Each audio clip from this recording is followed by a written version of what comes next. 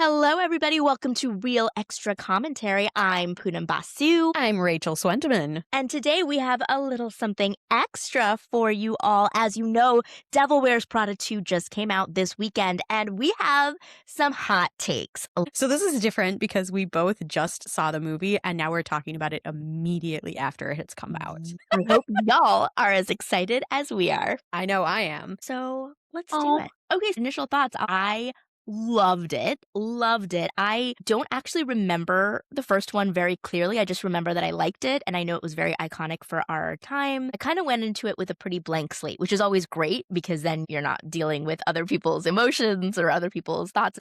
And I thought Devil Wears Prada 2 was awesome. It was funny. It gave me all the feels. It made me feel so seen. We are the target demographic for the movie, but it was really lovely to watch the main characters age with us. So I remember Andy and Emily were about our age in the first one, and now they're about our age in the second one. They really nailed that feeling of authenticity. The performances were just divine, immaculate, which of course we would expect from this crew.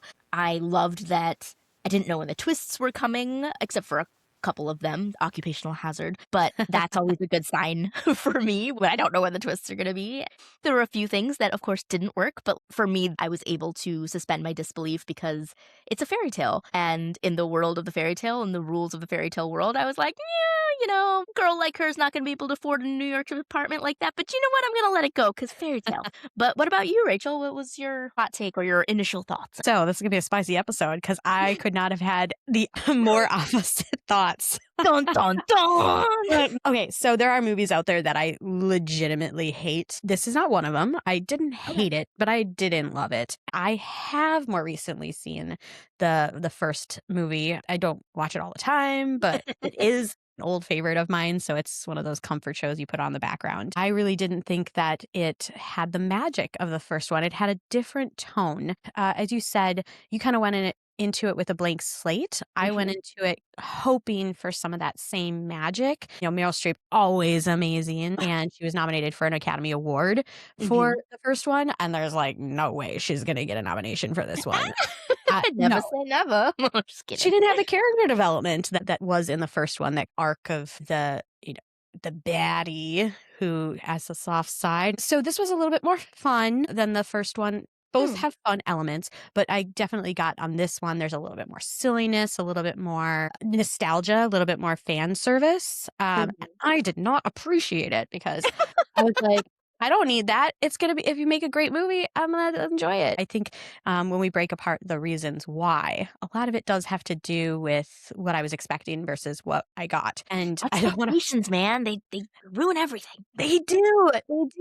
I don't want to burn any bridges here because that is the hard thing about being an actor and reviewing content, because you're just like, oh God, if somebody sees this and they're like, well, never hiring this person. I want to say that Eileen Brosh McKenna, who is the screenwriter for the first one and for the second one, she also did My Crazy Ex-Girlfriend and 27 Dresses, and both of those I love. And she does that vibe really, really well. But for me, when I was watching it, I wondered how much studio input there was. Because for you, it felt really inauthentic. So your mind immediately went to, this must have been like a studio input thing that like ruined the vibe. Yes. That's so funny because I had the opposite experience. So like I didn't even think about studio stuff because I was like, this feels so real to me. But I get that. I've had that thought about other movies before, and it's just an interesting point to make. Like when something doesn't feel real, we kind of immediately go to, oh, the suits did it. Exactly. Well, you love the first one so much, and there were, to me, just like a couple odd things. And again, it comes down to the feeling of the first one versus the feeling of the second one. Where is that disconnect? Because the first one definitely had a bit of a darker tone at times, where this was pretty much light throughout. Even when there was conflict, it was more goofy conflict. Tell me a little bit more about how you would describe the tone of the first movie. I have not seen Devil Wears Prada, the original, since it came out way back when. I wonder if that kind of helped me with my like blank slate thing. because I don't remember a darker tone per se, but obviously it's been 20 years, so tell me what you mean by the darker tone. So I guess what I mean is there were more serious moments and serious moments with real life stakes. Mhm. With Miranda, and she obviously the whole arc of the first one is she knows she's going to get replaced by a younger, hotter woman from France, and she's also dealing with her divorce. So we do see a little bit more of her relationship with her husband, and Andy's sneak peek into that when she comes in to deliver the book in the first movie, and she gets to see that behind the scenes. And then when they're in France, we find out that the divorce is actually happening, and we come in and Miranda's got no makeup on and she's in a robe and she's really letting down the guard. Mhm. I didn't get that in this one. There was a couple moments where I feel like they were trying to do that, but we just didn't know enough about the other characters to really give a crap. Let's talk about the development of Miranda Priestley. So Yes. you're saying that you feel that in the first one, you followed her development and that you felt really drawn to um, Her story. her story and her arc, whereas Yeah. in this one, you felt like there wasn't really an arc and there was no, seeing a softer side, or is that right? Yeah, I thought that they did Miranda dirty in the writing because Interesting. there were so many things that felt not Miranda-like that I remember very Okay. distinctly from the first ones, like her quips, and they hint at that a little bit, even make a joke, with her assistant correcting her bullying, Mhm. to make it a little bit more PC.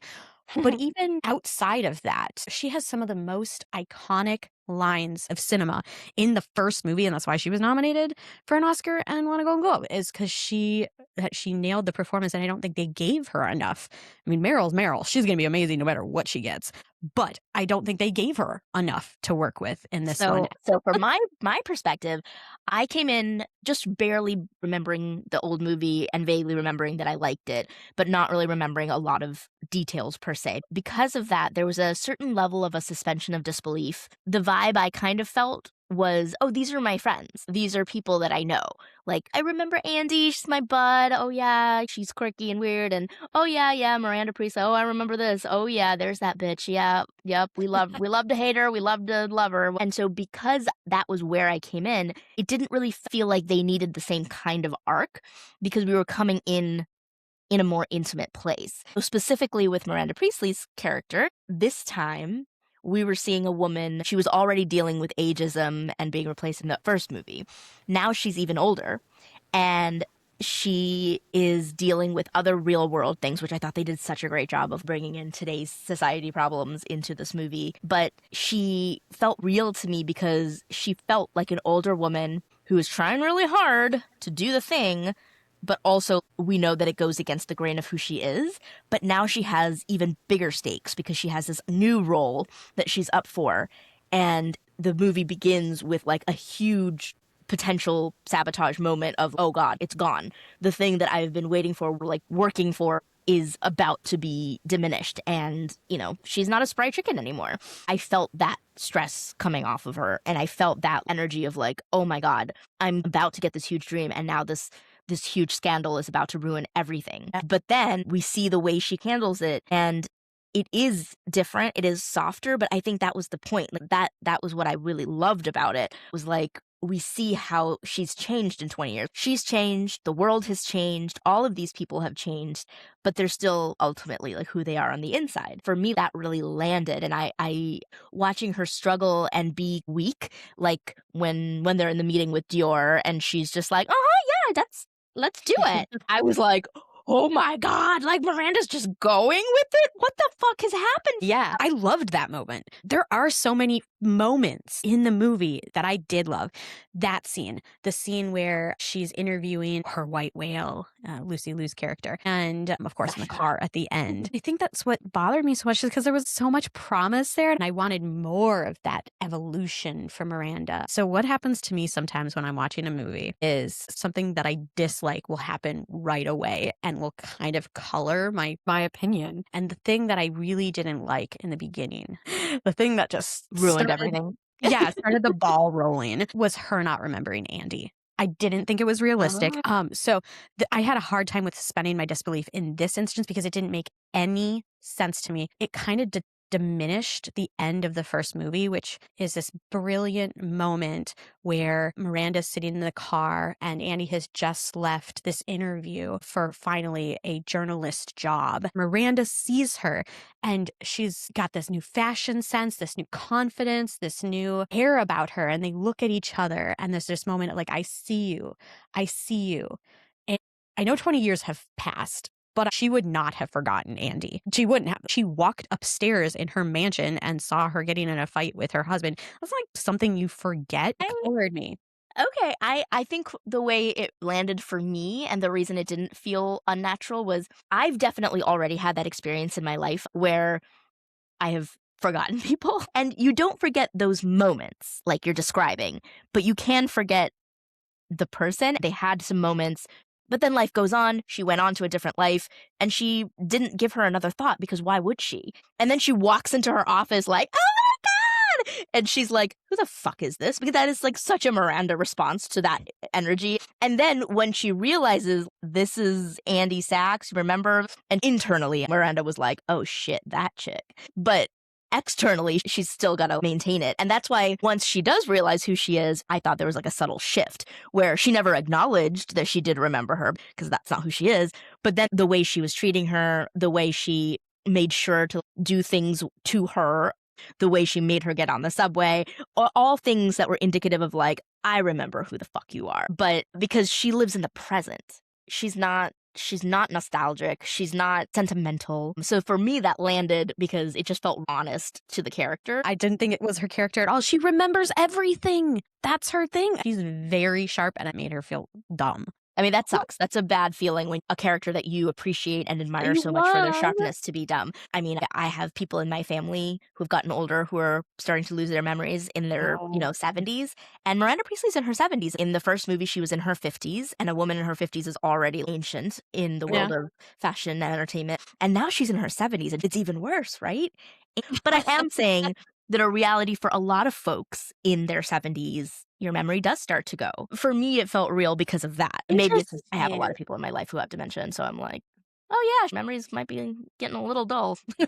I have a really hard time remembering people. People will come up to me and be like, hi, remember when we met? I'm like, I have no idea who you were. But I would hope in myself, if I saw somebody every single day from like 5 a.m. to 8 p.m. and they were like waiting on me hand and foot and we had these personal exchanges, that would be very memorable. What you just said. Waiting on you hand and foot. I don't know if you've ever had servants, but like in India, it was still a thing when I was younger. But it's like in the culture to have like maids and cooks and things like that, even for kind of middle class families. And as an American kid going into that culture from the outside, I did not like it. Like it felt very like strange and weird. But one of the things I will say is when somebody is waiting on you hand and foot, you don't remember them. Somebody who is like Miranda, what was that joke? She used to throw her coat at people and now she's not allowed to and she has to hang up her own coat. Yeah. I mean, that's exactly right. She is a single-minded person who is thinking about what she needs to do for her life and go where she needs to go. She is ambitious and she's ready to go. And everyone else is helping her on her journey. All of her assistants are helping her. That's why they're all Emily's. She doesn't have the time to get to know them and care about them. Well, I guess that was sort of like as soon as she remembers your name, she puts in the effort to know who you are and you're no longer an Emily. Then you're in her memory bank. Until then, you're just an Emily. So one of the other things that I felt kind of sad about in terms of a missed opportunity was her and Nigel. Stanley Tucci's character. In the very end of the movie, we get this scene where Miranda and Andy have to run off to secure their funding to buy runway. And he's like, I have this speech to do. And Andy's like, well, you have the perfect person to do this speech. And Miranda's like, he would have told me if he wanted more responsibility. And I'm just like, no, that whole plot point in the first movie is she's so aware of him wanting more responsibility. And again, it was sort of just like, did you forget?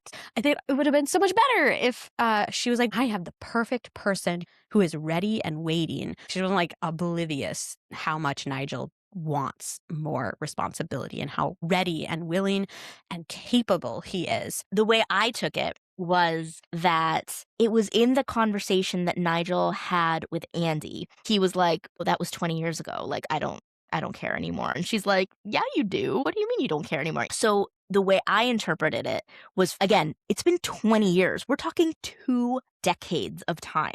And again, Miranda Priestley is by nature extremely ambitious, extremely selfish, and she needs to be. Nigel is one of her main support features. She needs Nigel to be her support in order for her to accomplish. She's not the type of person that's like, "Oh, I've gotten up the ladder, I'm going to reach back and help others up." No, that's not who Miranda is. She's not designed to be that way. So even though they had that moment in the first movie, in this movie, Nigel's tired of fighting.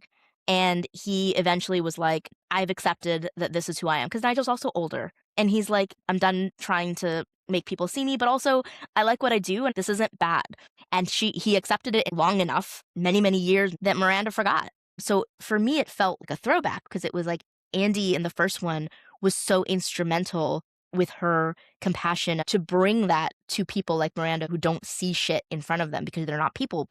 And similarly in this one, Andy comes in and is like, "This is so obvious to me," because she's a people person. She has empathy, very different than Miranda, that she's like, "You don't see your best friend struggling over here?" And I buy it because there are people who are like that. She's not doing it because she hates Nigel. She's doing it because that's just who she is. And the only reason I think it worked is because she had that "oh shit" moment when Andy was like, "Hello, there is somebody who could do this for you." And she was like, "No, no, he never wanted that. He would have told me." It wasn't like she meant that. Those were excuses. And of course, this is Meryl's performance, right? But you could see the truth where Meryl's like, "I fucked this up." But in the background, she's saying the words, no, that's not true. No, no, no. But those are excuses. That was like one of my favorite acting moments, actually, for Meryl. That felt so real to me. But tell me more about your other qualms with Miranda. No, this is really interesting to me because we clearly had such different experiences. So I'm Yeah. loving hearing what Well, you experienced. as I'm listening to your analysis, it's so clear to me that we see Miranda differently too. That we Mm. see her personality and her motivations differently, because I always saw her as the person who saw everything, who knew everything, and she chose to come off cold. But really, she does have that heart. And again, we see that a little bit more in the first one. But they hint at it. Her getting a Mhm. job for Emily at Dior, Mhm. helping her, even though the motivations were to get her out of runway, Yeah, I essentially. was like, was she helping her? She could have done nothing. She clearly appreciated her time with Runway enough where she's like, "You could do this job." She certainly doesn't have to get Emily another job if she just wanted to be done with her. I think I've always seen Miranda as so complicated in that she really is so aware, those piercing eyes, she's seen everything, she's judging everything, but then she's kind of got like a softy heart down deep inside, which again, we saw more of in the first one. Um, Yeah. but I did love that scene between her and Nigel. The whole, speech is like, "Someday she'll pay me back." And Andy's like, "Are you sure about that?" Mhm. Uh, this is the moment. Pay him back. I think you're right about how we see the character of Miranda Priestley. I agree with you. I do think that she has a secret heart underneath the cold exterior that she had to create to be who she is. And I think it's also kind of a feminist statement about women in a patriarchy. And Miranda's generation had to be a certain way that, luckily, because of the feminist movement, some of us can be softer, some of us can be different and still get further into our careers. Whereas back in Miranda's day, it wasn't like that. And she had to be colder. And so I see her as also like a product of that time. One thing that I was very hyper aware of was just her age.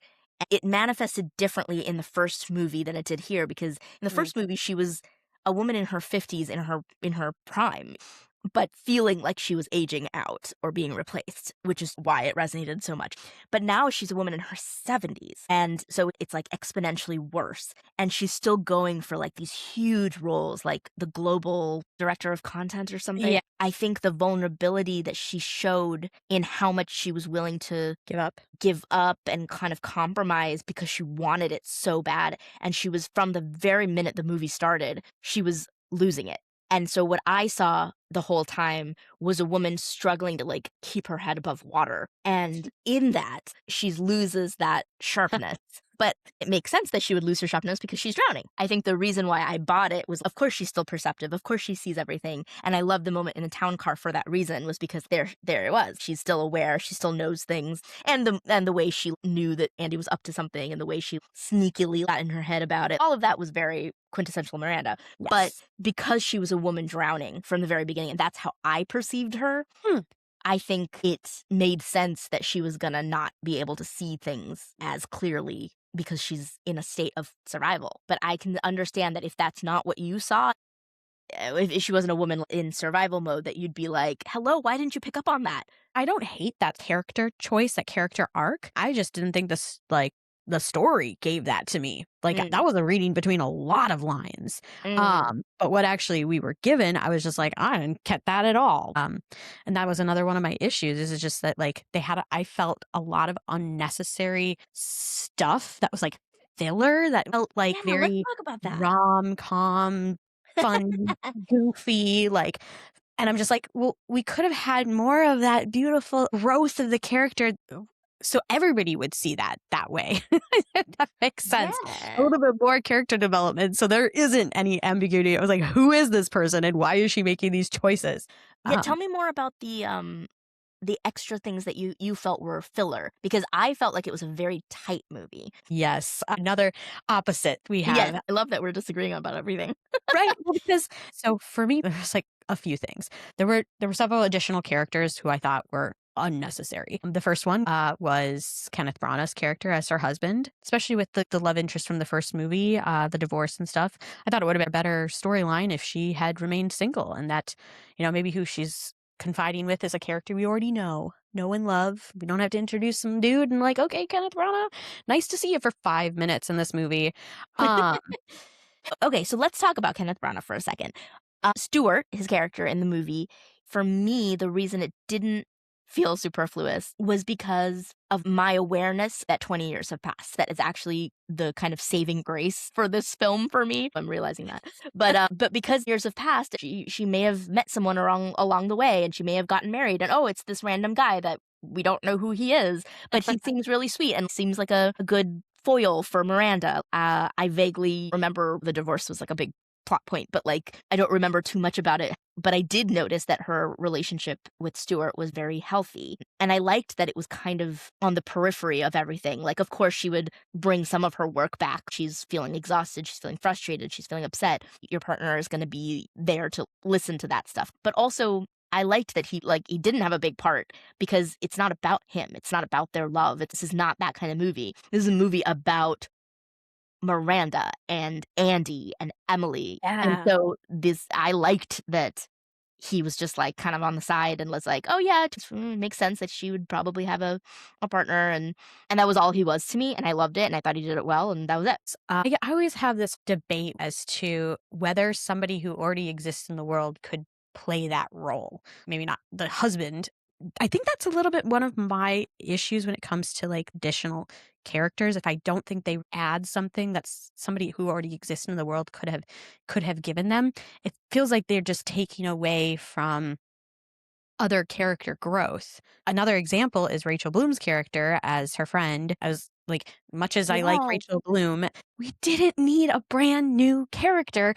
This whole thing could have been done with her very wonderful friend, Lily, Tracy Toms, who is brilliant. And I love that they brought her back to, like, again, ground it to the first movie. But then it would have given her more. But I will say, I think, again, because 20 years have passed, that made it real. It had the sensation of catching up with old friends for me as a viewer. Like, I was like, oh yeah, I'm catching up with my old friend Andy and my old friend Emily and my old friend Miranda and Nigel.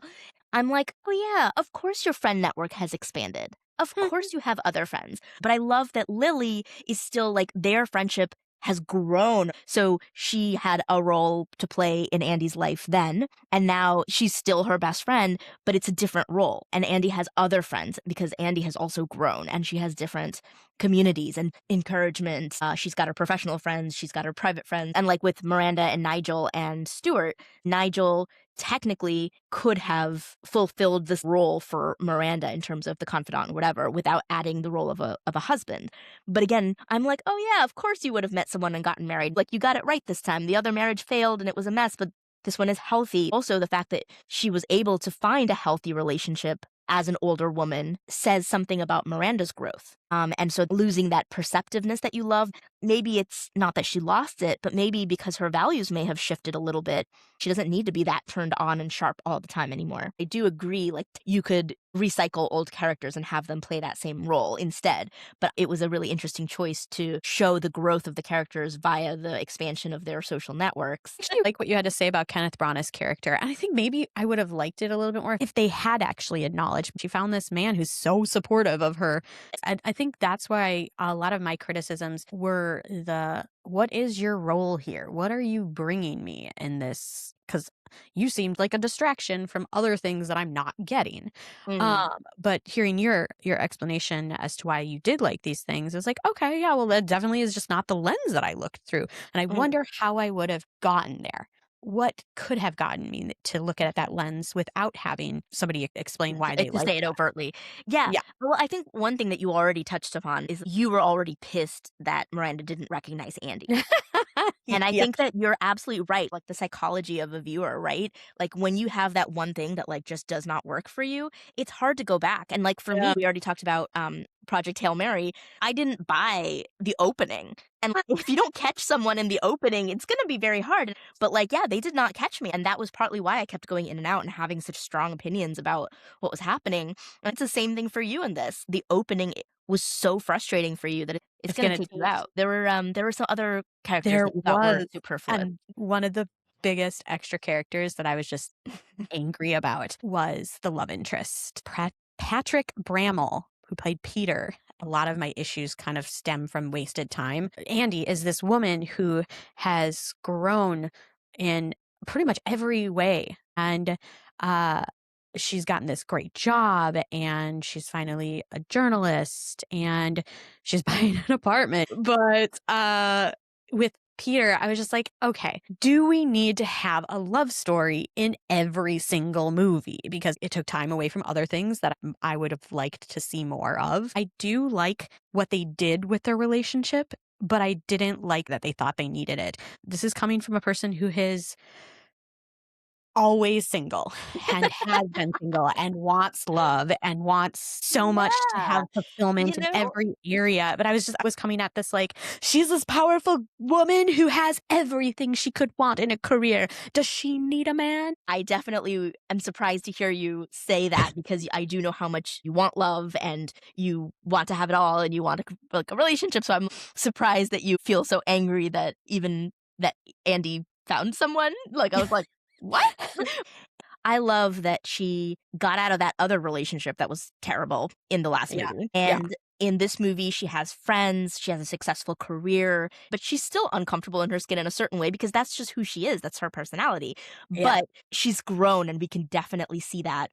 And I love all of that character growth. And then they discuss like her having her eggs frozen and she like refers to them as her kids, which I thought was adorable. But she also mentions that like she didn't really work out and she's been traveling the world and doing her journalist thing.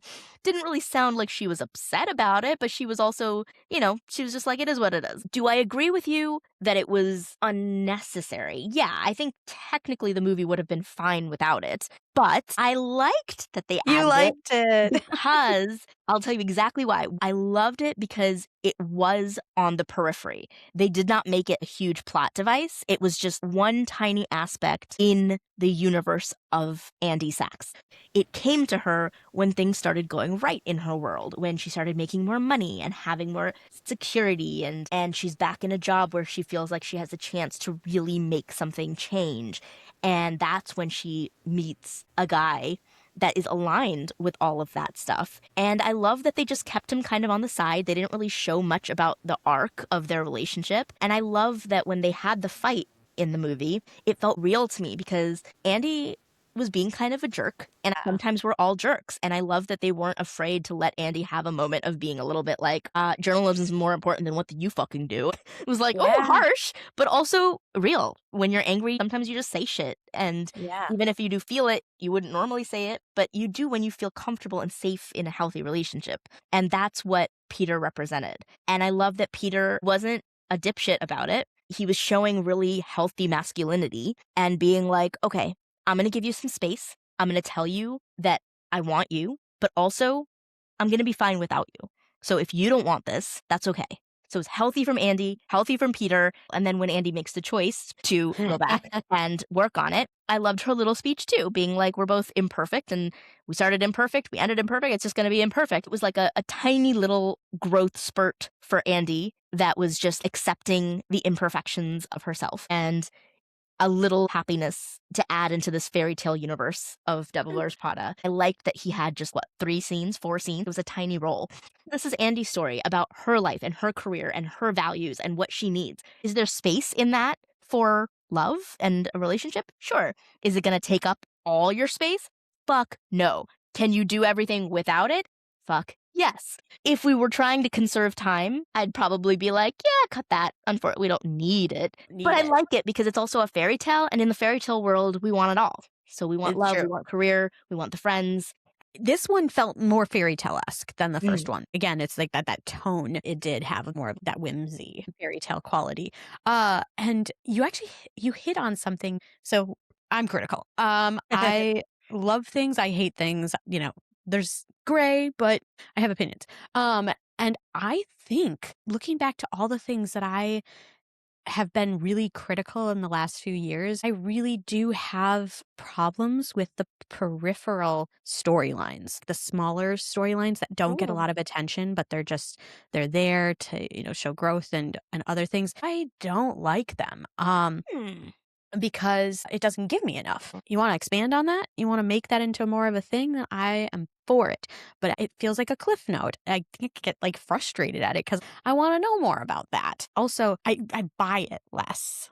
Like I just don't believe it as much if I don't get that attention put into it. That's why I really like TV shows because they can like kind of expand a little bit more. And then I really did like their interactions in terms of that realistic relationship, that fight that they have. And again, it was just sort of like I wanted more of that or none of it. Right. I see that. The other reason it could have been in there was to add as like a foil for Emily's relationship. Emily, played by Emily Blunt, her relationship with Benji, played by Justin Theroux. That relationship was so crazy toxic, right? We see the relationship that Emily is in, and that says a lot about who Emily is now and how much she has or has not changed. And now we get an opportunity to see Andy and how much Andy has changed via this one vehicle of her relationship, and how the genuineness of Peter and their connection says a lot about who Andy is now. And same thing for Emily's relationship with Benji, says a lot about where Emily is now. And if you wanted to talk about functionality in terms of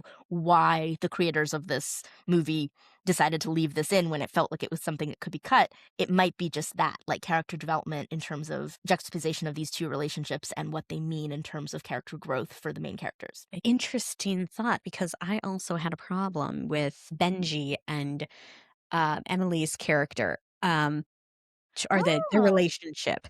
Well, I promise I don't hate everything about every movie, but this movie I have problems with because I do this really bad thing where I will watch a movie and I will start dissecting what I would have done differently. And there was a lot of that in this one. And one of that was this Justin Theroux's character, Benji, who seemed just kind of like a punchline to me. I understood the plot in that how they used him to get where they were going.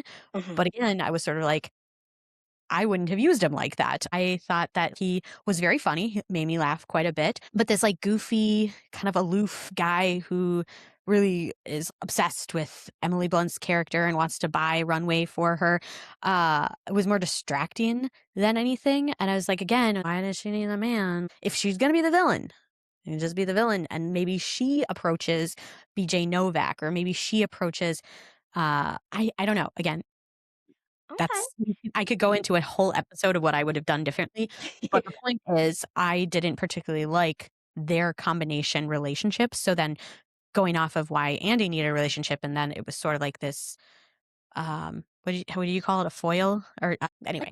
Juxtaposition or yeah. So we could have done without both, and then it would have been great. Uh, Maybe. but yeah, we haven't really even talked about Emily, uh, Yeah. and but yeah, Benji was just, again, an unnecessary comic relief, and I'm like, "We have enough comedy. We're good. We're good." But I love Justin Theroux. I mean, love. So I was like, I wish I liked you more. And I think I would have liked him again, maybe a little bit more if he was kind of the character he is on Running Point, where he's kind of a dick. Interesting take. I hear you. And I had different thoughts. Shocker. Yeah, please tell me how you read it. So, yeah. Okay. So, for me, okay. So, the way I analyzed the kind of psychology of these characters, Emily and Andy both have a little bit of trauma from Miranda, right? 20 years ago, Miranda was a beast, and it was like, beast. That was something they said. Never mind. Oh, it was. Yeah, I thought it was interesting to show how two different people can experience similar trauma and grow in different ways out of it. And so Emily's trauma was probably more significant than Andy's trauma from Miranda. And then the way that it kind of exemplified the idea of hurt people, which was Emily, and healed people, heal people, which is Andy. And so in this situation, Emily is very insecure, and she always has been, and she still Yes. is. And she's holding on to grudges, but she's been insecure, she's not very brave, she's scared, and to me, latching herself on to this man that she clearly does not actually like very much, but is using because she likes money, it's really an indication of her powerlessness. She feels like she is incapable of doing this without having a man do it for her. And that says a lot about who Emily is and who she wants to be. And I don't think Emily could even really be a true big bad because she's so insecure. She hasn't worked on herself. She hasn't done the inner work. She hasn't done shadow work. And it shows. It shows in her behavior, and it shows in her interactions with the world. And she uses the opportunity when Andy comes to her to get Benji, all of these spoilers, spoiler alert, to get Benji to buy Runway. It doesn't even occur to her to do that until Andy gives her the idea, and then she secretly figures out what she can do with that. Oh, interesting. Okay.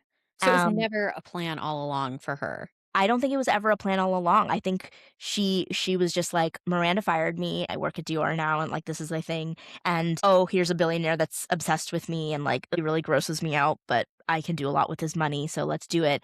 And then Andy says, "Hey, your boyfriend can do this. Let's save Runway. Let's save Miranda." And then the wheels start turning, and Emily's like, "This is my chance."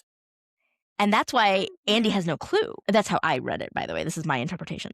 But that's why Andy had no idea that Emily was plotting like that, because it wasn't something that happened until she put the pieces together for her, you know? And then when Miranda figures it out, and then Andy's like, oh my God, I had no idea. It all makes sense because Emily is not, she's not the type of person that can even think that far ahead, but she is insecure enough that if an opportunity like that was presented to her, she would be like, oh, I'll take it. Just like that ridiculous conversation they were having, Benji and Jay, played by BJ Novak, and then Emily are having breakfast or whatever, and Emily's like, oh, what do you think about me being face of the magazine, and what do you think about this, and and it's just like, oh my God, girly, you're so insecure, like you really don't care, you don't know, you don't understand, like you're just insecure and you want all this, but it's not even real ambition, you just want validation, and it's so freaking obvious.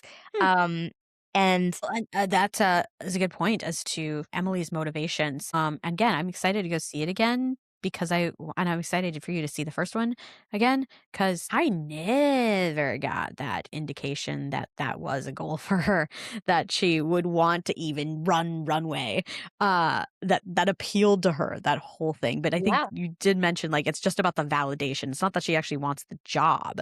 She just wants to spite Miranda and, um, Yeah. uh, and just have the attention. Which, Yeah, she's not like an evil mastermind, like, that's not what she is. She's just an opportunistic, insecure girl. She hasn't really done that inner child work. then how did Miranda know that that's what she wanted? Because, like you said, Miranda is she has a heart and she is able to read people, but she had to close down her heart in order to get to where she is. But she still has that really sharp ability to read people. She knows that Emily is incredibly insecure and that her ambition is stunted by her insecurity. Yeah. And we don't know exactly like why she even got rid of Emily in the first place, but maybe it has something to do with that, where she was like, "Yeah, you've done your part for me as much as you can based on who you are and what you're capable of, and it's time for you to move on." Did Um, she ever say what she wanted? I remember that exchange. Did she say that in that moment? I can't remember when they're having that conversation and they're talking about why she sent her DG or whatever, recommended her for that job. Did she ever say what she wanted from Runway? Like, what did she want instead? She wanted to stay there as her assistant, or she wanted to grow from there? What did she want, and why didn't Miranda want to give it to her? What was it that she wanted to move up? I don't know if they actually said exactly what it was, but I'm assuming it had something to do with Emily not staying in her lane, probably. I'm sure she did not want to be a glorified assistant for her whole life, and Right. but then being so insecure and so clueless, I can see her asking for something kind of inappropriate. But I can Huh. also see like Miranda appreciates Andy, even though they're very different people, because Andy has that clarity. Andy Yeah. knows who she is and what she wants, and Miranda can respect that. But Miranda can't really respect Emily because Emily doesn't have that clarity. And she has value. Like, she knows what she's talking about in terms of all the fashion stuff. But she's so insecure that she doesn't really know how to utilize that. Miranda can't help her unless she knows. Like, she needs that clarity before Miranda can help her. Emily Yes. is very smart. Like, she does have the capability, but her insecurity is what holds her back. Like, you have to be able to meet your demons. You have to be able to do the work with your shadow in order to grow. And if you can't integrate that, you're gonna be stuck. And I think that's what we saw with Emily's character. Um, yeah. Again, maybe I just wanted more of it. Maybe I just wanted more, Yeah. you I know? can see that. Like, now that I know, like, what you kind of like in Gravitate terms towards? of the storylines, I can see how the truncated version of that would be very unsatisfactory for you. Yes, because no, like, when you put your thought into it, it was like, "That is not how I read it." But if they had given me that in the movie, actually given it to me in terms of, like, time, Yeah. I probably would have appreciated it a little bit more. Yeah. Um, and so, yeah, we just, like, read it completely differently. Just thought, yeah, with Emily, I mean, as far as, like, acting and delivery, I Oh, have almost no notes, yeah. as far as how amazing their performances were. All It of was them. the characters that they were written, I was just like, that doesn't feel like their character." Um, and so yeah, so hearing it from your point of view where you were reading it differently, and it was like, "Oh, okay." Yeah, and because yeah, the insecurity with Emily, there were several moments where I was just like, "Why did they add that?" Like, her ex-husband and the kids and stuff, and it is to show more of that insecurity and how she Yeah, kinda got she's still fucked by so life. immature. She's Yeah. so immature. Even with the kids, you see her being like, "Okay, with mommy, take a deep breath." And, and it was so superficial and, like, funny, but also it just showed me like, "Oh, baby, you're so deeply immature and emotionally stunted." I feel bad for Emily. Yeah. Um, but I also loved, in the end, when she reaches out and has that humbling moment, I'm like, "Okay, she's on her healing journey now." She's Yes. learning Eating how to be carbs. eating carbs. Yeah, she's learning how to be vulnerable. She's learning who she is, what she really wants. I love that they made Andy be so forgiving of her. Be like, Yeah. "Yeah, people make mistakes, it's fine." Because I think that's also important. So often in life, especially as women, it's so unforgiving. Like, you make one mistake and you're done. You're canceled. You're out. And I love that this definitely could have been a huge you're canceled moment for Emily's character. But I love that it wasn't, because we had, our protagonist, Andy, come in and kind of give the okay for imperfection. And that's also so in line with Andy's growth in this movie, like imperfection within her relationship, imperfection with her friends, with Emily, imperfection with Miranda. Like, it's like she's embracing the imperfection, and that's why she's moving forward. Nice. Imperfections, except for her face and her clothes and her So eyebrows. wait, let's talk about this really fast. Tell me again. Tell me what this made. Tell me why you hated that. So we were talking. Some of the jokes didn't land for me, and one of the jokes that didn't land for me was Emily's criticism of Andy's eyebrows. And there was several jokes in here that I thought were lazy. That's the way I interpreted it. I was just like, okay, like the coach, the economy class. Oh yeah, we gotta talk about that. So there were jokes like that where I was like, ugh, and I was like, her eyebrows are perfect. Literally, Anne Hathaway's face is perfect. I know. I thought it was like a legitimate joke that they were trying to make, as to like, oh yeah, well, that's Andy for you. You had a different take, and I like your take. Yeah, and my take again comes from me seeing Emily as such a flawed, insecure little baby, that I saw her make the joke about Andy's perfect eyebrows, and I was like, oh, classic mean girl. Like, she just wants to have power over Andy again, so she's gonna prey on what a perceived insecurity of Andy's, even though Andy's eyebrows are actually perfect. And it was hilarious to me because it made no sense. Like, oh, of all the things she could have picked, she picked the eyebrow.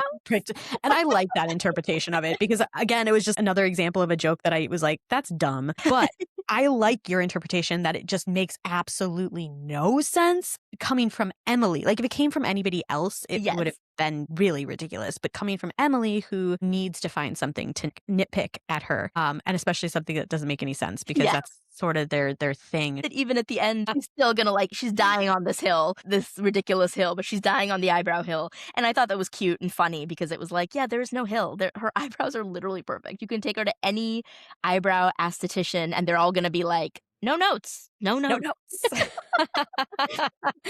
But yeah, what were some of the other jokes that didn't land for you? Well, we should talk, because I got a reaction out of you of the economy joke. Right.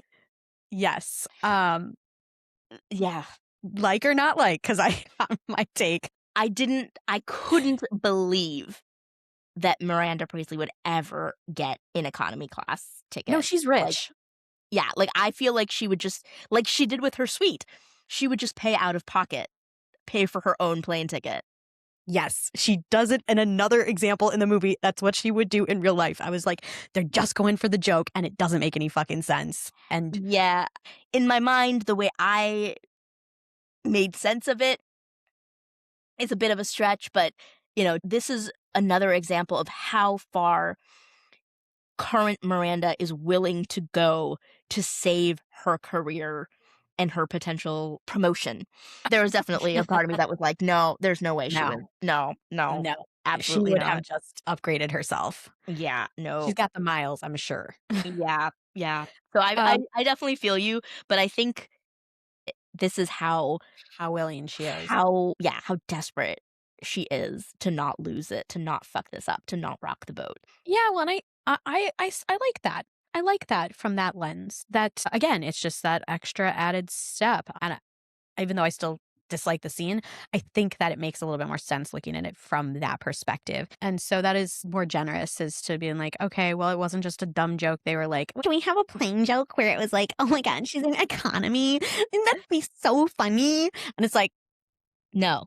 I mean, the execution of it was great, like her discomfort, and then Mari being like, Miranda Priestley would like a glass of champagne, and then oh, there's no alcohol here. They're flying international. Where are they, on Spirit or something?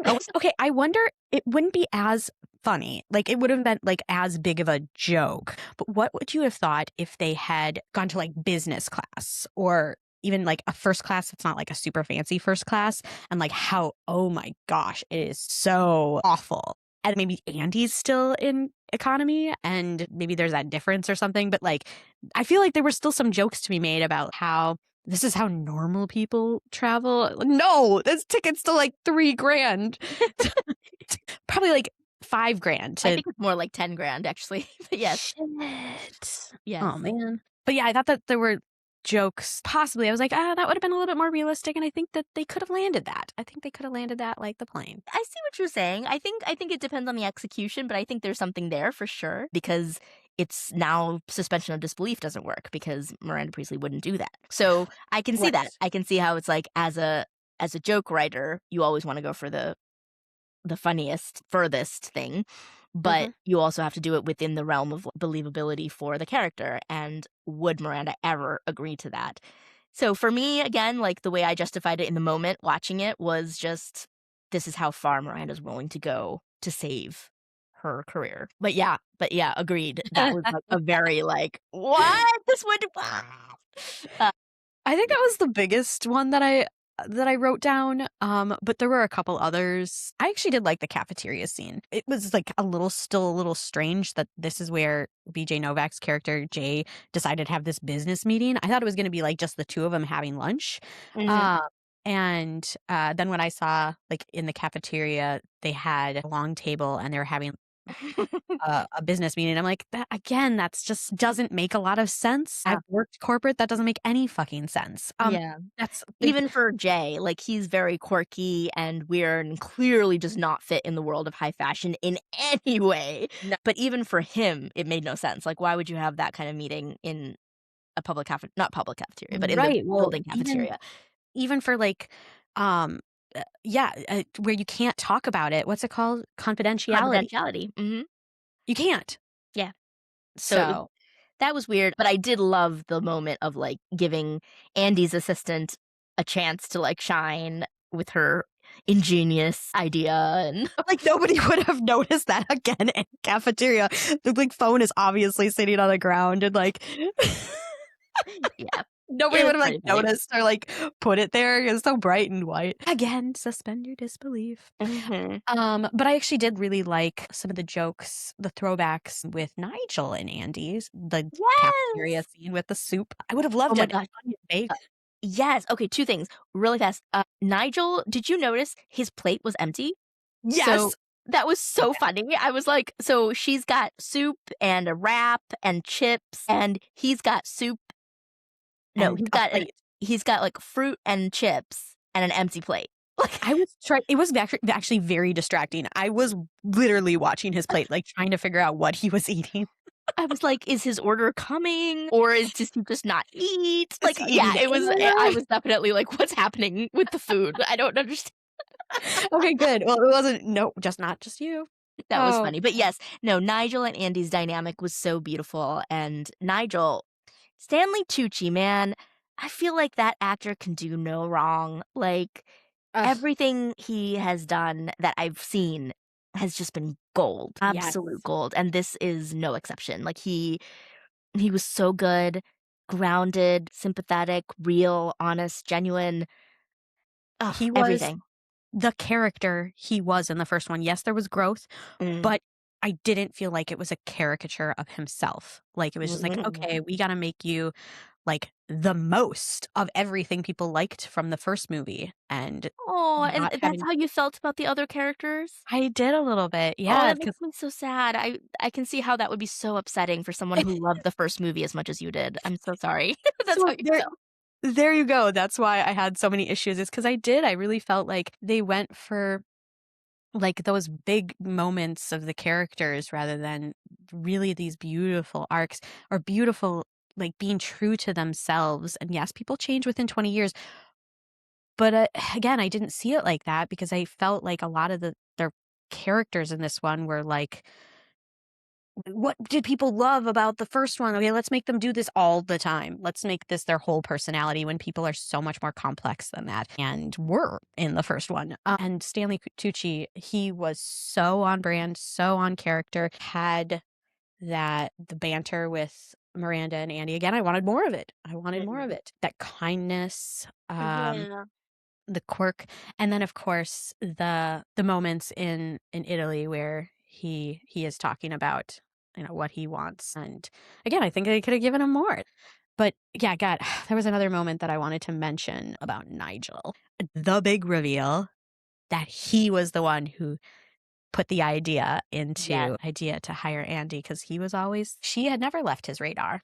Mhm. And I loved that. I loved that too. I loved that it wasn't really a twist, I guess it was more of a reveal, like you said, and that was one of the reveals that I did not expect, and so it was really beautiful to see that, and it was such a full circle moment, and it made so much sense, and it said so much, like you said, about Nigel's Him. character and that he had never forgotten, and I thought that was also a really beautiful juxtaposition between Nigel and Miranda. Like we were talking about, Miranda didn't remember Andy right away in the moment. I think she very quickly did remember once it was, like, revealed who she was, but Hmm. I think then she had to, like, you know, keep playing the game because it's like a power play thing. But I think in the moment she did forget because it's not something she thinks about all the time. But Nigel is somebody who thinks about things like that. Nigel is the type of person that, you know, he's not cutthroat. He's not ambitious the way Miranda is. He's willing to be someone in the background working towards a collective goal, whereas Miranda's like, no, this is the Miranda show. And that's okay. Like, I mean, not to say that it's necessarily a bad thing, but it shows in this just the small thing where it's like, yeah, Andy made a difference in his life 20 years ago and he never forgot. So, Yeah, yeah. I love that. And it's interesting that just go back to talking about her forgetting. Um, but I think there is definitely a symmetry. What's the word? Where it's like him remembering and her forgetting. And I probably wouldn't have hated her forgetting so much if they had made an acknowledgement that she did eventually know who she was. And I was like, oh yeah, you. But I don't think they ever really got there. There was You a would. moment, I think. I don't remember what it was, but I'm pretty sure there was a moment when she was like, "Oh." But, I can't remember. It was subtle. It was very subtle. But I think I mm, know what you're talking. I I think I think there was remember a the moment. moment, and it was so Okay. subtle that I was just like, "Is it?" I think I just realized who she is, but I don't remember what it was. But yeah, I Um, loved Stanley.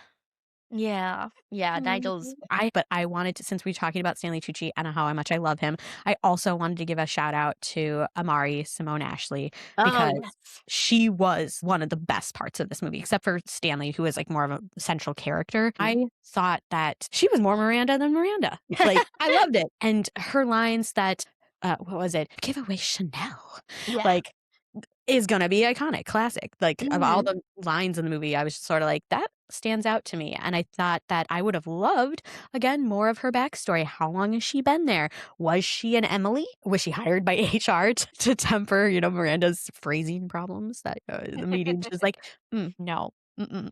Mhm. Which I thought it was quite clever and quite fun, and I would have loved to see her more. So, yeah, she was a highlight for me. Yeah. Standout. I agree. Sloane Ashley was amazing, and I love what you said that she's more Miranda than Miranda. I think that actually worked really well because for me, it was like she's a new face, but she represents the old guard. She represents how Andy remembers things as an assistant, and she represents the perfect assistant, but also 20 years have passed, and so everyone else is 20 years in the future. Where can we put but yeah, but performance-wise, oh my gosh, Simone Ashley, such a big fan. I love her. Yeah, Yeah, she so definitely it's nailed it. talking about new characters who were added to, Mhm. the story. I was like, again, no notes, she's great. Well, I guess, Yeah. there were notes that I wish I want more. Yeah. She's great. So great addition of a character. And I wanted to mention 2 things that I did love. Again, talk about the things I love. The monologue in the car at the Mm. end Mhm, was mhm, mhm. very classic first movie. It was everything I wanted the entire movie to be, and it was that she knew about the book. Spoiler alert.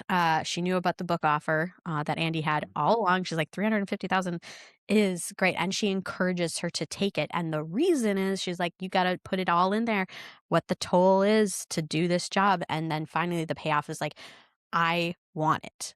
I love this. This is my life. And um, yeah, it was powerful. And then the other moment was when she was actually interviewing Lucy Liu's character, Sasha.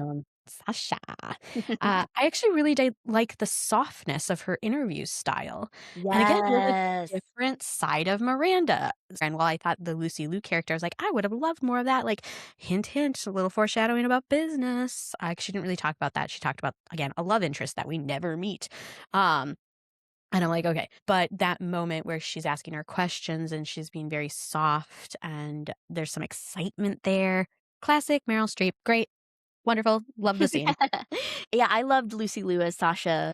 I did I think the love interest thing, I didn't really think about it in terms of, like, women being defined by their relationships. But I like that, like, again, it's so irrelevant that, like, we didn't even give him a name or a face or anything, and I was like, "Yeah," Yeah. because it's about the woman, it's not about the man About or the him. relationship. Yeah. And so And I I think love it all was. the subtle ways this movie kind of incorporated love Ugh. and love interests, but let them be on the periphery. In terms of Sasha, we never even see a name or a face.